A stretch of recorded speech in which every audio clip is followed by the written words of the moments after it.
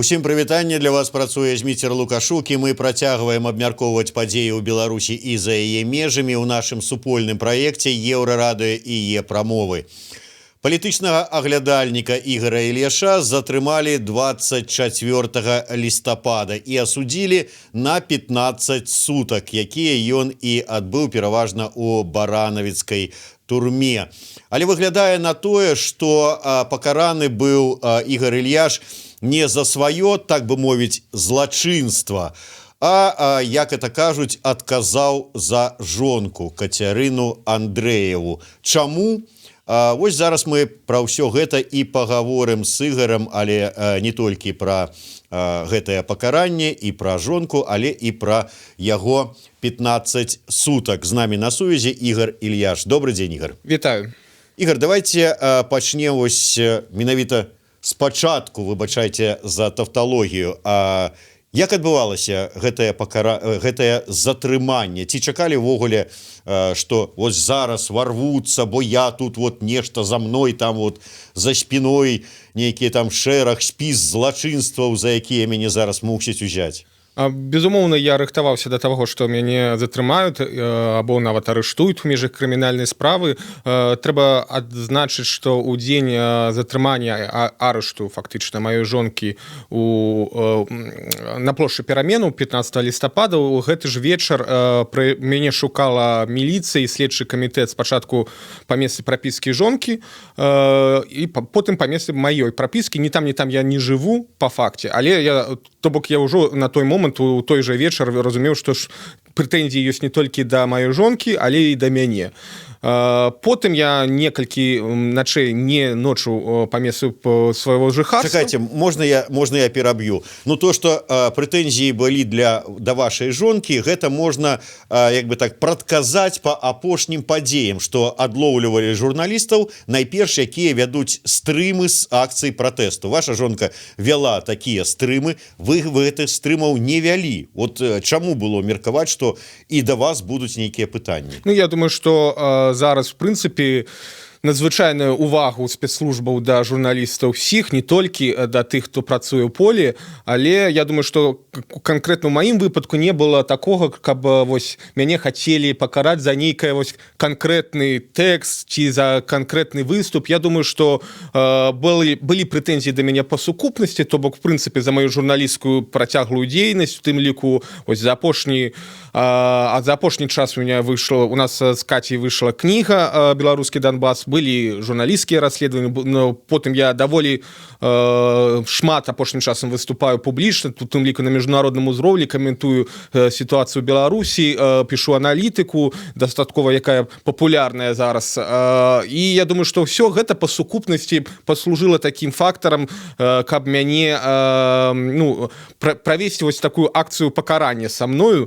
Ну і плюс я думаю, што дадаткова гэта было і ціск на маю жонку, бо зразумела, калі садзяць не толькі цябе, але твайго каханага чалавека, то гэта моцны псіхалагічны ціск, гэта вельмі цяжка перажываць, тым больш, што я, відавочна было адразу, што на свабодзе буду выступаць як спікер Кацярыны, як чалавек, які будзе арганізоўваць кампанію інфармацыйнай падтрымкі, кампанію салідарнасці, што я і рабіў да і пасля ўжо сваіх 15 сутак.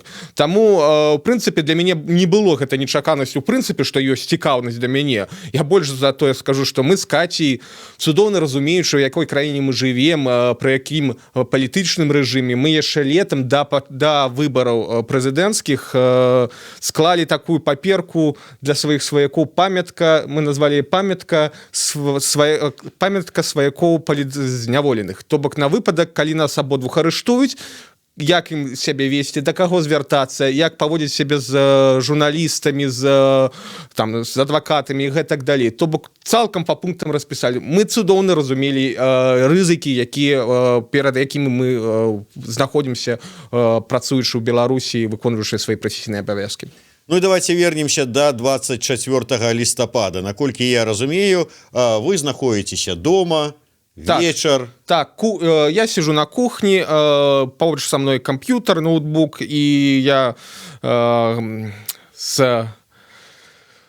наливаю себе гарбату и чую, что прокручивается замок. раз, два, і на третью секунду залетают трое людзей у цывільным з крыкам нічога не чапаць. Нічога не чапаць, нічога не кранаць, у сэнсе, каб не кранаць ніякія гаджеты, не пісаць, не званіць нікому.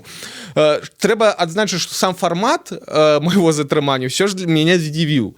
Бо, як я сказаў, я рыхтаваўся да таго, што можа быць, я магу быць затрыманы, у меня быў такі трывожны чамаданчык, то бок бялізна на першы час, там зубная паста, шотка і гэтак далей. Але я думаю, калі прыйдуць, напрыклад, да мяне ў кватэру, то пакуль яны будуць грукацца, у меня будзе мінімум хвіліна, каб патэлефанаваць адвакату, каб патэлефанаваць калегам, сваякам, ды просто вылагініцца з садсетак у камп'ютары і гэтак далей. Не было ў мяне гэтай хвіліны, я, конечно, не чакаў, што яны просто так нахабна увойдуць, адчыніўшы ключом. Ключы, імаверна, взялі з рэчаў маёй жонкі пасля затрымання. Больш за то, я упэўнены, ёсць усе падставы лічыць, што калі вось яны цягам тыдня паміж маім затрыманнем, дакладней, затрыманнем жонкі, затрыманнем маім, яны прыходзілі ў кватэру, адчынялі дзверы, калі мяне не было. Бо вот аднойчы я вярнуўся да хаты і пабачыў, што ў мяне зачынена дзвер на верхні замок, я ніколі так не зачыняю, в прынцыпе. Але я чалавек, ведаеце, не схільны да параноі, і калі нешта такое дзіўнае здараецца, то я звычайна канспіралагічныя тэорыі не прасоўваю. Я тады на гэта, не асабліва звярнуў увагу, але калі, канешне, яны адчынілі дзверы цяпер падчас затрымання з ключом, то цяпер у меня склаўся гэты пазл. Так яны прыходзілі, калі мяне не было, нешта там глядзелі, шукалі, і дзякуй Богу, што нічога насамрэч не падкінулі, хаця ў іх была такая магчымасць. То есть раптам, калі б высветлілася, што Ігор Ільяш, ён там захоўвае ў сябе 8 кілаграмам какаіна, то... І $1 мільён. Ну да, там 900 тысяч на мільён, пакуль вот неяк вот нема такой практыкі, 900 тысяч. Але ж вот по вялікаму-то рахунку такая сітуацыя, калі людзі у цывільным урываюцца ў кватэру, адкрыўшы яе ключом. Гэта як вот, калі браць крымінальны кодекс, пачытаць і паглядзець, вот як это кваліфікуецца? Гэта, безумоўна, беззаконне. Гэта просто цудоўна, я думаю, найлепшая ілюстрацыя татальнасці сённяшняга дзяржаўнага тэрору. То бок цябе ўжо затрымліваюць просто на ўласнай кухні. Такім чынам, вот можна... меркаваць, што раптам знойдуцца ключы ад любой кватэры любога чалавека, куды могуць зайсці, і гэта, хаця да, што ж тут... Безумоўна, ніхто не абаронены зараз. Иногда не до законов, как говорится. Так, да? Як сказаў класік. І што далей? Вот... зайшлі яны.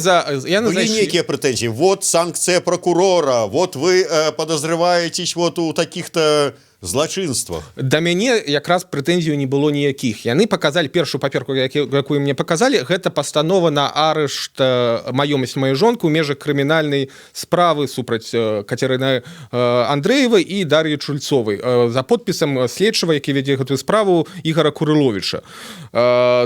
І яны адразу пачалі зацікавіліся ўсёй тэхнікай у кватэры. То бок гэта нават СМІ потым пісалі, што ў мяне адбыўся ператрус. Не, гэта не было ператруса, бо яны нічога не шукалі, акрамя непасрэдна тэхнікі, тэлефонаў і ноутбукаў. Пры тым, што на дадзены момант, калі яны зайшлі, у кватэры была пераважна мая тэхніка, то бок з 5 рэчаў, якія яны канфіскавалі па выніках, 4 належаць мне асабіста. Я, конечно, у гэты момант абурыўся, калі яны пачалі апісваць маю маёмасць, хаця там у іх напісана чорным па беламу, што гэта накладаецца арыш на маёмасць маёй жонкі. Але яны сказалі, што калі будзеце тут абурацца, то да вас можа быць выкарыстана сіла. Я разумею, што ў гэтай сітуацыі я нічога не магу зрабіць. Добра, я разам з імі падпісаў гэты пратакол. Пасля гэтага яны сказалі, вам трэба праехаць для дачы тлумачэнняў. Пры гэтым мне адмовілі ў праве на адваката, патэлефанаваць адвакату або патэлефанаваць сваякам.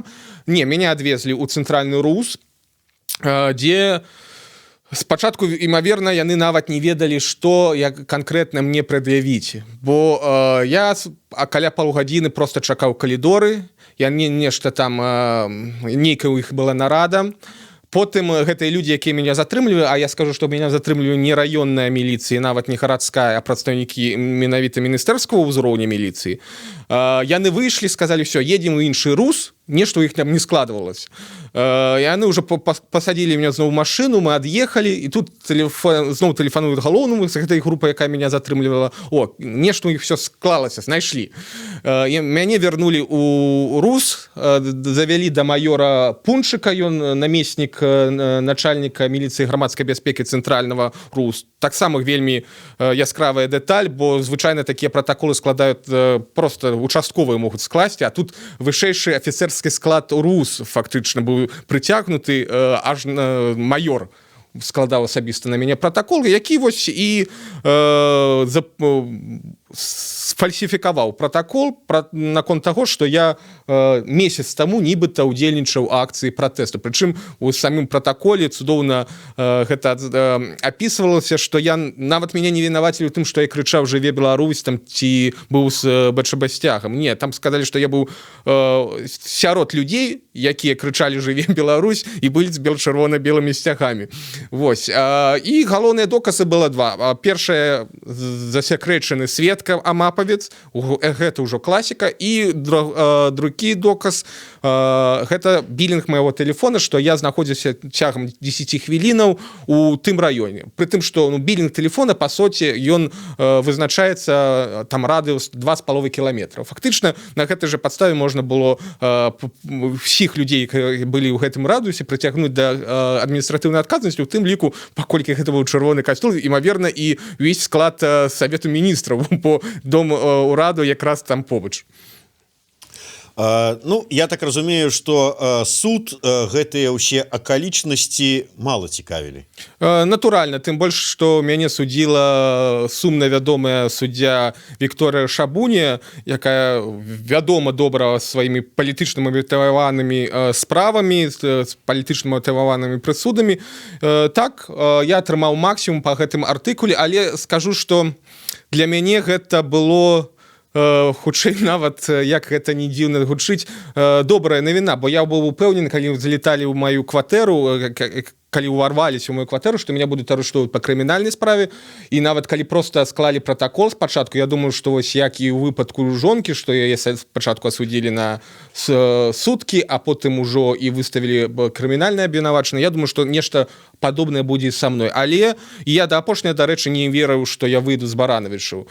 Да апошняга не верыў, і тое, што ўсё ж абмежавалася 15 только суткамі, то гэта такая была для мяне прыемная нечаканасць. Ігор, пра Баранавіч увогуле, пра ізалятары, пра ўсе, пачынаючы ад Акрэсціна і завяршаючы там Жодзіна, Баранавічы, там іншымі. Ну, ўсё-такі звыш 30 000 чалавек ужо пабывала ва ўсіх гэтых установах. Інфармацыі шмат, конечно, умовы і ўсё астатняе, але асабіста вам чым запомніліся гэтыя суткі?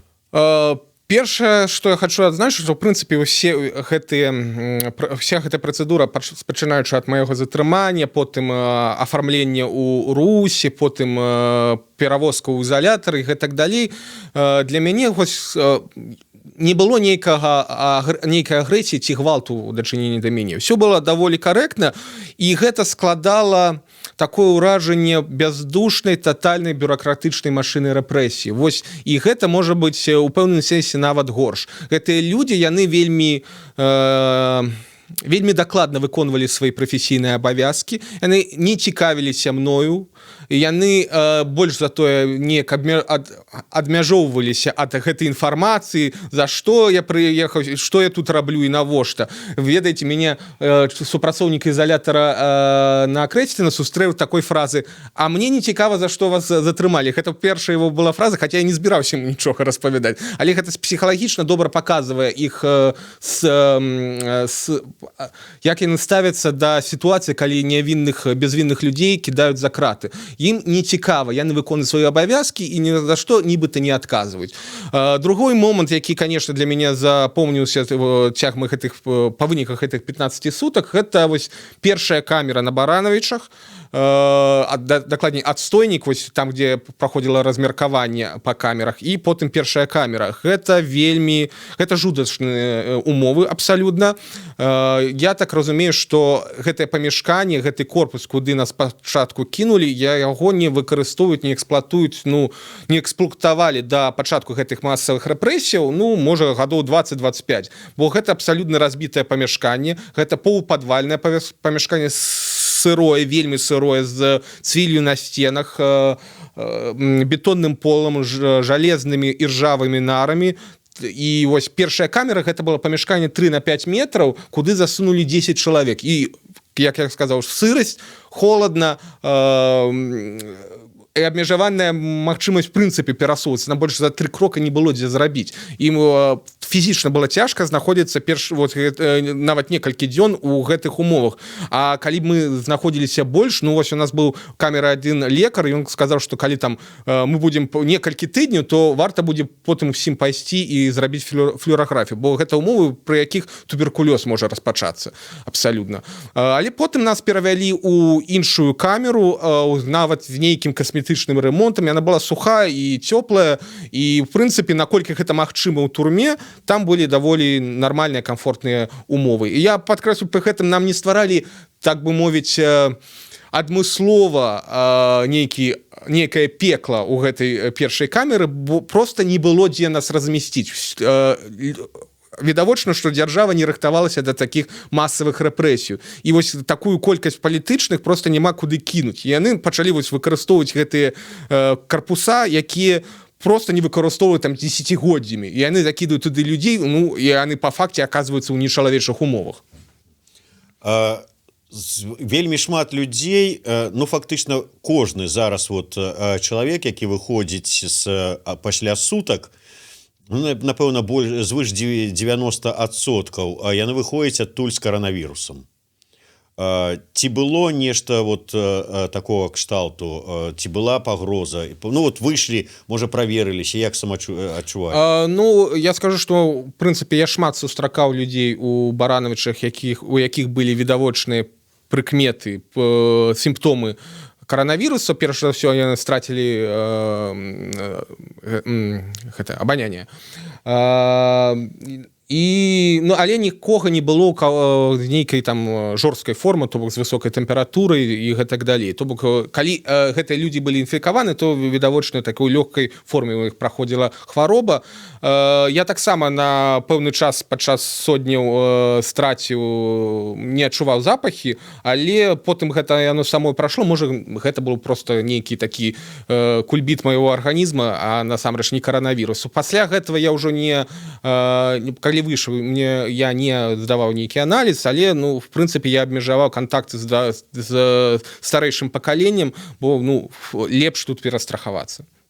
Ігор, я ведаю, што вы былі пастаянна ў атачэнні вялікай колькасці людзей, пачынаючы ад, пакуль былі там на Акрэсціна, потым перавозка, этапаванне ў Барановичах і гэтак далей. Сярод гэтай вялікай колькасці людзей, колькі адсоткаў, я так падазрываю, адсоткаў 80, як мінімум, павінна быць там нейкіх крымінальнікаў, дэбашыраў, гвалтаўнікоў, рабаўнікоў і гэтак далей. Зусім не так. Зусім не так. 99... для гэтага ж усе цыпы, турмы і ўсё астатняе. Як аказваецца, нет. В прынцыпе, все, што рабілася ў краіне 26 гадоў, яно рабілася для таго, каб у пэўны момант вся гэта сілавая машына, увесь сілавы апарат проста перанакіраваўся на рэпрэсіі палітычных апанентаў. Насамрэч, 99% людзей, якія сустракаў і на Акрэсціна ў Барановичах, гэта палітычныя. Прычым я думаю, што якраз тых, каго этапуюць у рэгіёны з Акрэсціна перад выходнымі, гэта амаль цалкам якраз яшчэ больш актуальная гэта лічба, якую я назваў, гэта 99% палітычных. Вось у нас быў проста унікам у камеры адзін такі дробны крымінальнік, сапраўды. Але гэта якраз было выключэнне, бо астатнія, калі нас перакідвалі з камеру, астатнія нават здзіўляліся, што у нас быў такі чалавек, а ў іншых камерах былі 100% гэта палітычныя. Камеры Ігора Ільяша пашчасціла, яны ўбачылі сапраўднага крымінальніка, які... Насамрэч так, і вельмі было цікава, як вось гэтыя два света, палітычны і такі крымінальны, як яны стасаваліся ў турме. І насамрэч даволі быў цікавы абмен досведам. Ён распавядаў нам усе гэтыя сакрэты, правілы турэмныя. Мы яму праводзілі палітінфармацыю, распавядалі пра палітычныя падзеі ў краіне. Таму даволі цікава. Усе были задоволены такой супрацей. Вы вышли с таким турэмным досведам, не толькі тым, які вам далі ахоўнікі, суддзя і ўсё астатняе, але сапраўдны крымінальнік такое, ну а ён яшчэ і палітычна падкаваны уже. Так. Спадзяюся, выйшаў з воклічам «Жыві Беларусь». Не ведаю. Ігор, смех смехам, канешне, але ну вось выйшлі, 15 сотняў адбылі, і далей ўсё-таки сітуацыя, справа на гэтым скончылася, вот пакаралі Іліша, вот он сваё пакаранне адбыў, і ці не? Не, я не думаю, что тут поставлена кропка. Сам формат того, як меня пераследовали, як меня затрымлівалі, то, что мною займаліся люди з міністэрскага ўзроўню, что складалі протокол так, что в прынцыпе прыходзіла СК яшчэ ў першы дзень, калі затрымалі мою жонку, то я думаю, что гэта сведчыць про то, что там даволі сур'ёзныя былі прэтэнзіі да мяне. Чаму меня выпустили, чаму меня не закрыли на больш сур'ёзны тэрмін ці не распачалі крымінальную справу, не ведаю. Я думаю, что в прынцыпе зараз палітычныя рэпрэсіі, яны ўсё ж маюць такі часткова хаатычны характар. Няма нейкага плана, як і калі каго садзіць. Вось нейкае імпульсіўнае рашэнне прымаецца, яны кагосьці ціснуць зараз. Тое, што в прынцыпе да мяне могуць зноў прыйсці, я у гэтым перакананы, я дагэтуль хожу з трывожным чамаданчыкам, ведаеце. Но але я думаю, што на дадзеным этапе пакуль у іх няма ніякага на мяне плана. Вось я хадзіў у пятніцу ў следчы камітэт на допыт. Калі б нейкі план на мяне быў, то імаверна я б адтуль не выйшаў. А я выйшаў, і я думаю, што магчыма, это якраз мяне выклікалі для таго, каб прымусіць даць падпіску аб неразгалошанні па справе Кацярыны Андрэевай, каб абмежаваць мае магчымасці выступаць публічную яе абарону. Я не даў падпіску, і пры гэтым выйшаў, ніякіх наступстваў за гэта пакуль я не зазнаў. Давайте падрабязна вот да гэтага візіта у следчы камітэт. Так, а што яны ад вас хочуць? Вот якія пытанні задаюць? Якраз ніякіх пытанняў не паспелі задаць, бо я адразу, як прыйшоў, абвесціў, што не буду даваць паказанні, скарыстаўшыся правам, якое дае мне Канстытуцыя, 27 артыкул. І адразу, прычым нават да таго, як задаваць нейкія пытанні, ўжо следчы хацеў мне даць паперку падпіска аб неразгалошанні. Але я сказаў, што і гэта таксама я не буду падпісваць, бо паколькі я не даю паказанні, то пра якое неразгалошанне можа ісці гаворка. Я не маю дачынення да гэтай справы абсалютна ніякага. Вось, в прынцыпе, увесь візіт гэта была вось такая спрэчка. Следчы пытаўся мяне пераканаць, што трэба даць абавязкова паводле заканадаўства гэтую падпіску аб неразгалошанні. Я казаў, што насамрэч я маю права не даваць і даваць не буду. Ну, адзінае, вось мы неяк выйшлі на тое, ён зачапіліся, што я сказаў, што Кацярына сядзіцца ў турме толькі за тое, што выконвала свае прафесійныя абавязкі, за тое, што яна журналіст. Ён сказаў абсалютна абсурдную рэч, што яна не журналістка нібыта, і што яна вось не працуе афіцыйна і не сплочвае падаткі, што абсалютная хлусня. Яна і сплочвае падаткі, афіцыйныя справаздачы дае, і з'яўляецца кадравым супрацоўнікам Белсата.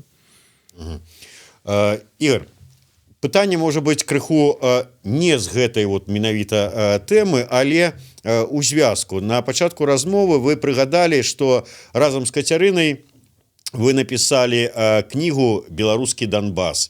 Вы, дарэчы, свой час прэзентавалі гэтую кнігу тут у нас у студыі Еўрарадыё. Зараз я разумею, што, скажем, у Донецку, у падвалах мясцовых, так сказаць, спецслужб вы не былі, не давялося, дзякуй Богу. Але ведаеце тых людзей, якія там праз гэта прайшлі, размаўлялі з імі. Ці ёсць нейкія паралелі з тым, што пабачылі зараз падчас гэтых 15 сутак, якія правялі ў Барановичах, і ўвогуле сітуацыі ў краіне з тым, што адбываецца на Донбасе? Я бы не сказаў, што менавіта пра паралелі з Барановичам, з маім асабістым досведам, але ў прынцыпе паралелі паміж тым, што адбываецца ў краіне і тым, што адбываецца ў ДНР, ЛНР, ну яны відавочныя, бо структурна і там мы маем справу з тым, што не існуе закона, і што адзінай элітай, якая мае ўсе правы і не мае ніякіх абавязкаў, гэта людзі са зброяй. Фактычна тое ж самае ёсць і ў Беларусі сённяшняй, і тое ж самае мы маем у гэтых ЛДНР. І гэта, канешне, жахліва. І ў гэтым сэнсе вельмі сімвалічна, што якраз напярэдадні выбараў, напярэдадні ось гэтых масавых рэпрэсій выйшла наша кніжка. Мы нават не думалі, наколькі сімвалічная паралель, гэта сама назва, наколькі сімвалічнай будзе беларускі Донбас. Ось зараз мы ў Беларусі маем свой беларускі Донбас. Яшчэ да гэтай кнігі. Памятаеце, вы калі тады прэзентавалі ў нас гэтую сваю кнігу, расказвалі пра тое, што былі пэўныя пытанні ці прэтэнзіі да вас з боку беларускіх розных там сілавых структур з нагоды таго, што вот вы выказвалі прэтэнзіі, што вот прыязджаюць тыя, хто ваяваў за там гэтыя ДНР, ЛДНР, а нашы сілавікі, якія мусяць как бы з гэтымі людзьмі тут нешта там паводле заканадаўства разбірацца, ніякіх мераў не прымаюць. І вы казалі, што яны незадаволенасць гэтай нагоды з такіх вот вашых прэтэнзій выказвалі. Можа, гэта была помста зараз вот і Кацярыне, і вам вот за... Я думаю, што ў тым ліку так. Як я сказаў на пачатку, што імаверна ў прынцыпе гэты 15 сутак арышту для мяне гэта быў такі помста за маю прафесійную дзейнасць па сукупнасці, якую вось, скажем так, долю у гэтай сукупнасці займала менавіта тэма Донбаса, беларускага Донбаса кнігі, я не ведаю, можна толькі меркаваць, можна толькі здагадвацца, але што гэты складнік быў, ну для мяне відавочна. Пра Кацярыну яшчэ хацеў спытацца, якія апошнія інфармацыі, калі інфармацыя ўвогуле даходзіць, якая апошняя інфармацыя? Адразу скажу, што інфармацыя вельмі абмежаваная, прынамсі нашу перапіску вельмі абмяжоўваюць. За гэты месяц я па пошце атрымаў толькі сёння атрымаў першы ліст, фактычна, яшчэ нават не паспеў его прачытаць. Пры тым, што відавочна яна за гэты час даслала каля десятку лістоў мне. Што тычыцца апошняй інфармацыі, ну вось паводле апошняй інфармацыі яе наведавала адвакатка ў чацвер мінулы. У яе за тыдзень да гэтага быў моцны алергічны прыступ, яна алергік, і імаверна вось праз гэтую пыл, праз умовы у СІЗА яе якраз развілася алергія, адбыўся моцны прыступ, яе калолі лекі ўнутрымышачна. Потым нават перавялі на пэўны час у двухмесную камеру, больш такую комфортную, дзе яна змагла троху адпачыць, але потым все ж вярнулі яе звычайную. Што тычыцца яе стану здароўя, то бок на той момант, калі апошняя была інфармацыя, яна ўжо ўсё ж аправілася ад гэтага алергічнага прыступу і не мела нейкіх скаргаў. Псіхалагічны стан яе аднолькавы на працягу, в прынцыпе, ўсіх гэтых 4 тыдняў. Яна бадзёры стан, бадзёры настрой, яна гатовая змагацца, яна добра сябе адчувае псіхалагічнай, і тут ніякіх пытанняў няма. Кацярына, як я сказаў, мы даволі даўно рыхтаваліся да таго, што такое можа адбыцца, што нас могуць арыштаваць па палітычна матываванай справе, і яна псіхалагічна да гэтага гатовілася, рыхтавалася, і то, як яна паводзіць сябе, у тым ліку яна адмаўляецца ад дачы паказанняў, не прызнае сабе вінаватай, гэта паказчык таго, што яна падрыхтавалася ў выніку вельмі добра да гэтага. Ігор, да вас як все ж таки да палітычнага аглядальніка пытання. Мы пачалі размову з таго, што в прынцыпе ціск зараз ідзе на ўсіх незалежную журналістыку, журналістаў.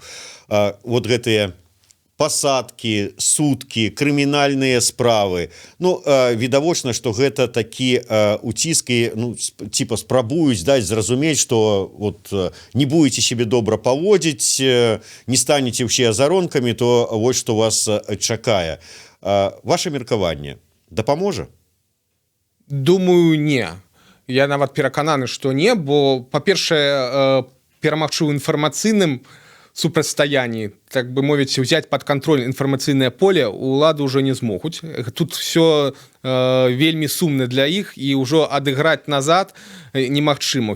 Я думаю, што калі б яны распачалі гэтую кампанію моцную прапагандысцкую, такую агрэсіўную прапагандысцкую, якая праводзіць зараз у дзяржаўных СМІ, плюс цяперашні маштаб рэпрэсію супраць журналістаў незалежных яны бы распачалі, не ведаю, можа 10 гадоў ці 15 таму, калі яшчэ не быў развіты інтэрнэт, то, можа быць, гэта б дало нейкі вынік.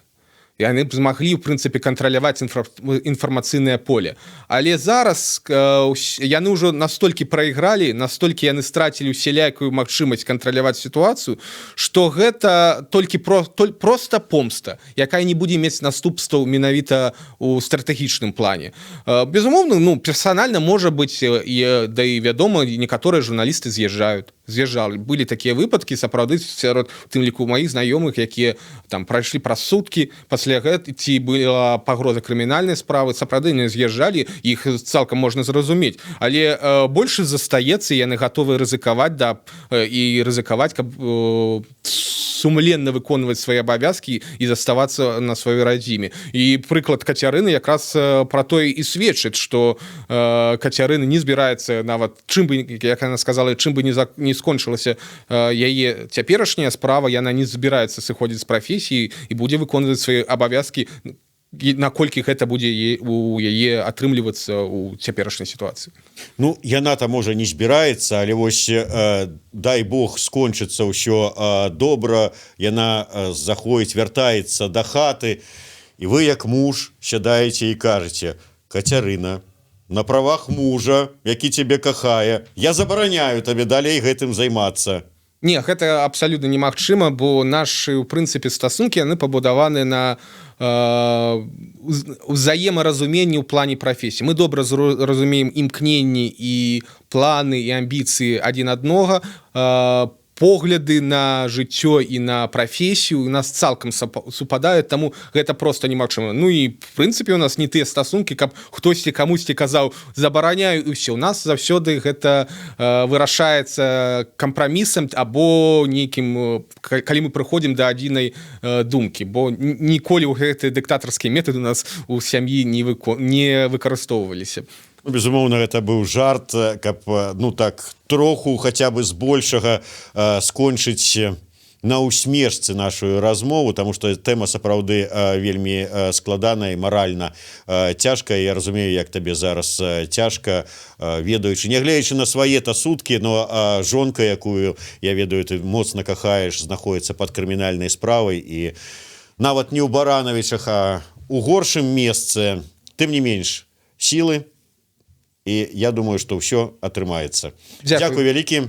Ігор Ільяш, Зміцер Лукашук у сумеснай праграме Еўрарадыё і Е-прамовы. Слухайце і глядзіце нас.